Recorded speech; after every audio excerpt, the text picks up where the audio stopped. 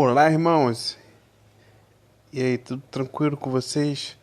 Irmãos, hoje iniciando o vídeo para poder falar sobre as escrituras.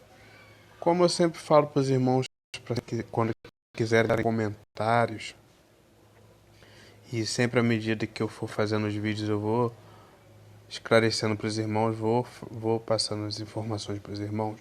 E um dos comentários que eu recebi é: irmão, fala um pouco sobre o milênio. Como será? Irmãos, é muito simples.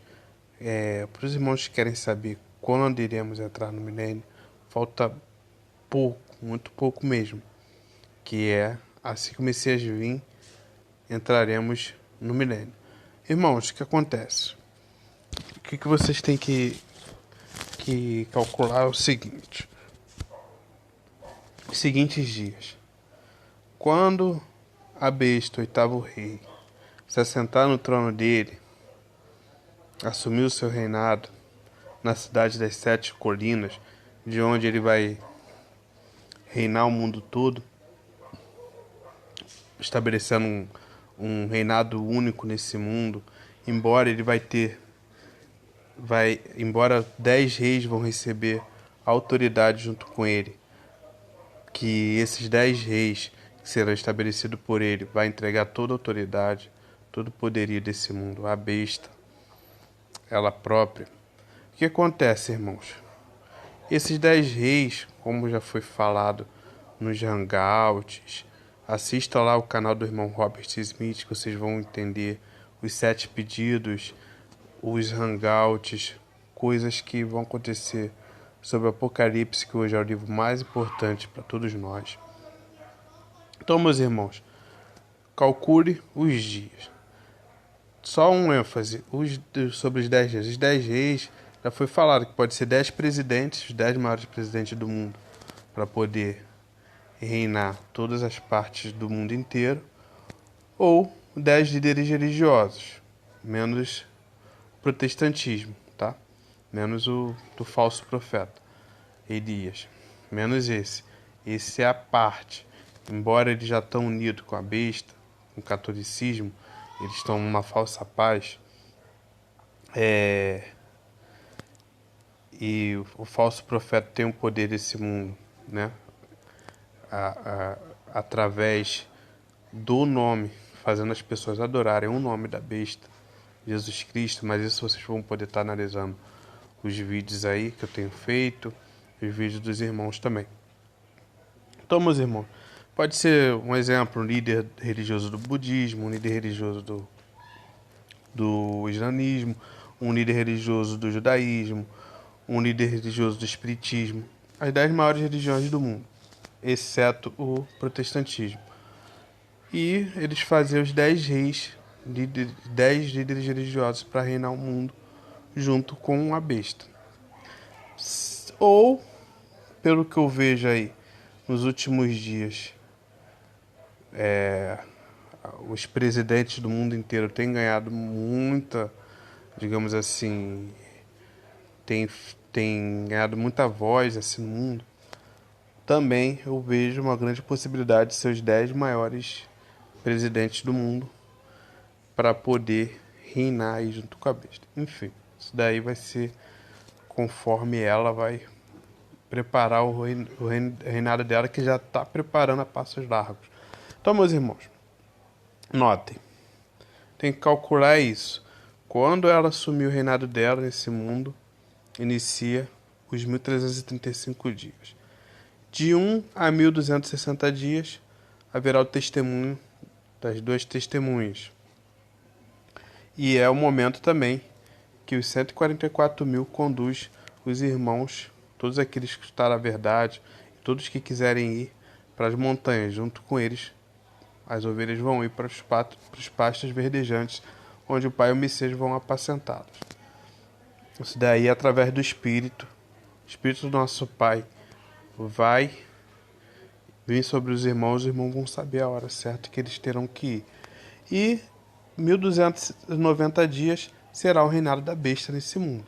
Lembrando que quando completar 1260 dias do testemunho das duas testemunhas, a besta mata as duas testemunhas. certo?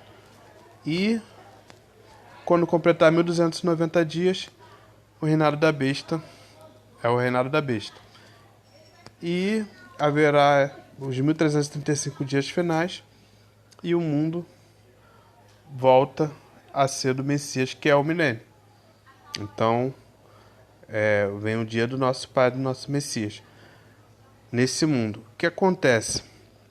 A besta ela só vai poder assumir o reinado dela aqui quando faltar exatamente 1335 dias para a vinda do Messias.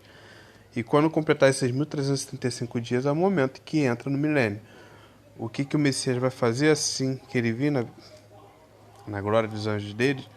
Ele vai vir e vai primeiro ressuscitar os mortos, os que são salvos. Depois, os que estiverem vivos nas montanhas, nos montes, as ovelhas. Aí o pastor também busca as suas ovelhas. E inicia-se o milênio. Depois do milênio, haverá o julgamento dos mortos também, sendo que os que não foram salvos. Aí entra o julgamento. Então, meus irmãos, só esse ênfase aí, o milênio é no reino dos céus, tá? Depois do julgamento, o Pai e o Messias vão fazer tudo novo aqui, essa terra, vão fazer tudo novo. E cumpre essa palavra do Pai que diz: eis que faço nova todas as coisas. E ele disse para João: escreve que essas palavras são fiéis e verdadeiras. E isso é depois do milênio, que aqui não haverá nada, né? Só o dragão que vai ficar aqui sozinho nessa terra, aguardando a chegada o julgamento, e ele também está no julgamento. Aí será o Pai, o justo juiz, o Messias, o advogado de defesa, as duas testemunhas de defesa, os 12 apóstolos para poder participarem do julgamento das 12 tribos de Israel, e Israel, Moisés, o acusador. Então, meus irmãos, espero ter tirado a dúvida dos irmãos aí, que às vezes um irmão pergunta, mas às vezes a dúvida de outros irmãos também. Mas se vocês acompanharem os vídeos aí, eu já falei sobre isso. Se assistirem os hangouts, os vídeos no canal do irmão Robert Smith, ele também já falou sobre isso, os irmãos já falaram sobre isso. Então, meus irmãos, vamos analisar essa parte da Escritura, Isaías 9, verso 14 ao 16. Pelo que o Altíssimo cortou de Israel a cabeça e a cauda, a palma e o junco, no mesmo dia. O ancião, homem de respeito, é a cabeça. O profeta que ensina a mentira é a cauda. Porque os líderes deste povo são enganadores, e os que por eles são guiados são devorados. Aqui a palavra do nosso Pai falando. E se vocês analisarem, tem uma coisa que vai acontecer na grande tribulação. Espero que os irmãos não estejam nas grandes cidades para ver isso. Já tenham saído das grandes cidades, para os campos, para as montanhas, para os montes. Mas que esses falsos profetas irão ser de fato caudas, terão cauda também. Todos aqueles que quiserem fazer algum mal contra as duas testemunhas, as caudas dele vão crescer. Isso vocês vão poder estar acompanhando aí os hangouts que os irmãos já fizeram. E isso daqui fala exatamente o que o nosso Pai fala. Ó. O ancião, o homem de respeito, é a cabeça. O líder religioso, né? Normalmente o dono da instituição, da religião. O profeta que ensina a mentira, o profeta que é o pastor, o padre, o sacerdote, o rabi, o líder do espiritismo, qualquer religião, sem exceção. É um profeta que ensina mentira, é o quê? É a cauda. E é o quê? Um falso profeta, um líder. Porque aí o nosso Pai completa, ó, no verso 16, porque os líderes deste povo são enganadores, e os que por eles são guiados são devorados. Então, os líderes religiosos, todos, os pastores, né? Os pastores, eles enganam as pessoas, enganam o povo, e aqueles que por eles são guiados são devorados. Eles devoram os bens materiais, devoram o salário, devoram o sustento da família. E eles fazem aprontam, meus irmãos, aprontam mesmo. Tu vê famílias, até às vezes destrói famílias. É complicado demais. As pessoas deixam de comprar para os filhos, para levar para os líderes religiosos, ou seja, eles devoram mesmo. Como o Messias disse, uma passagem nas Escrituras, o Messias fala: "Ai de vós, escribas e fariseus hipócritas", ou seja, líderes religiosos, né? Porque vocês devoram as casas das viúvas e para justificar fazeis longas orações. Por isso receberão um juízo muito mais severo, um castigo muito mais severo. Exatamente isso, meus irmãos. As casas das viúvas são devoradas por eles. E as pessoas, né, infelizmente pagam e são guiados para o abismo. Meus irmãos, eu deixei um complemento dessa passagem, ou melhor, eu li essa passagem com vocês, deixei o entendimento dessa passagem. A luz resplandece. O Pai do céu, por intermédio de Isaías, nos deixou avisados sobre os malfeitos de Israel, diabo e seus falsos profetas, as 12 tribos.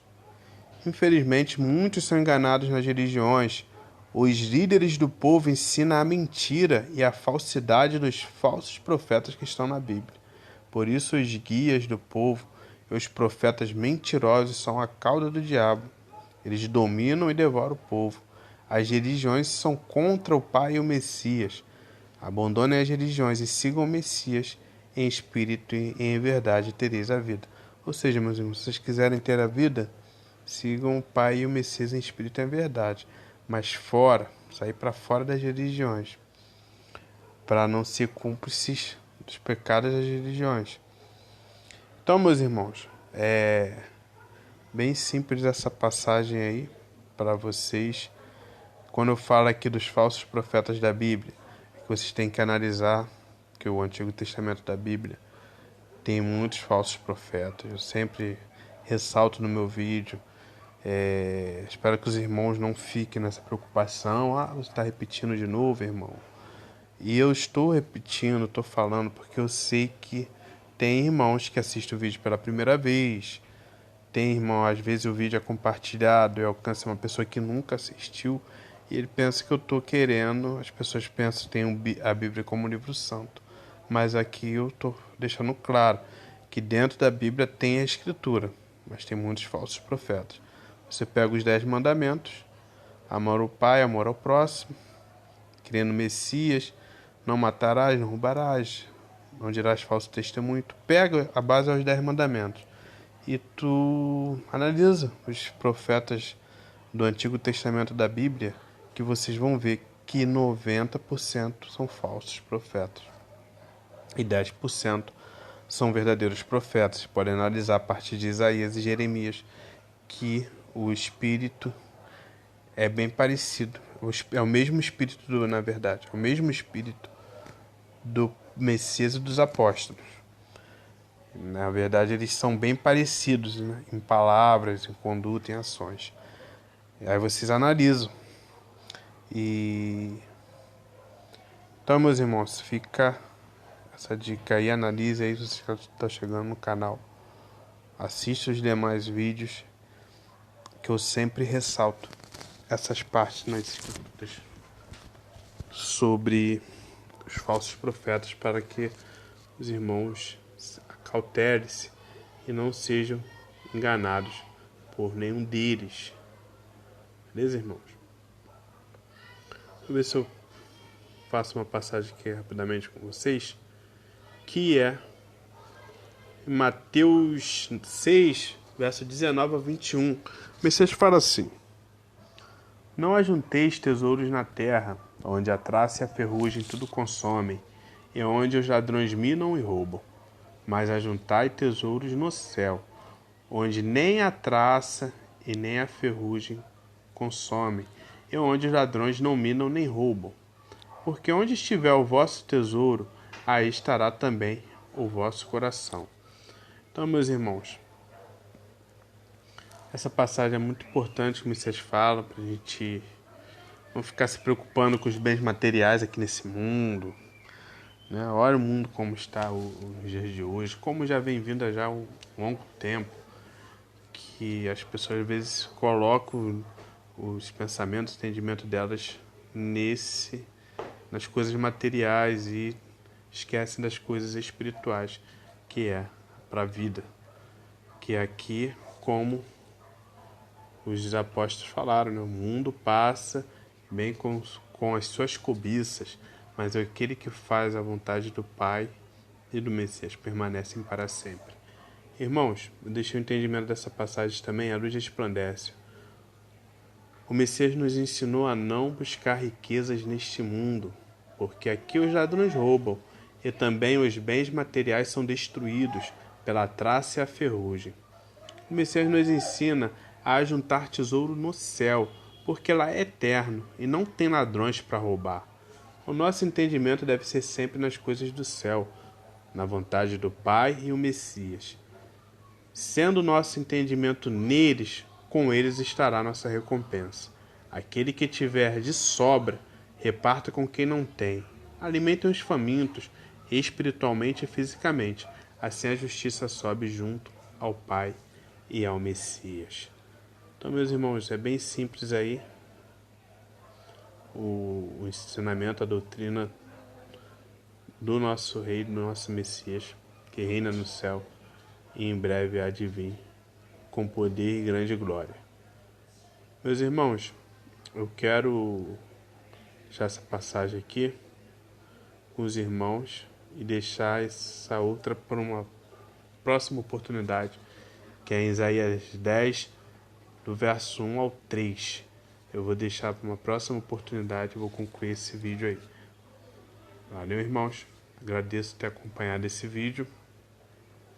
Faça como quiserem, compartilhe nas redes sociais, assista com seus parentes, porque o tempo está próximo. Um forte abraço a todos os irmãos e até a próxima oportunidade.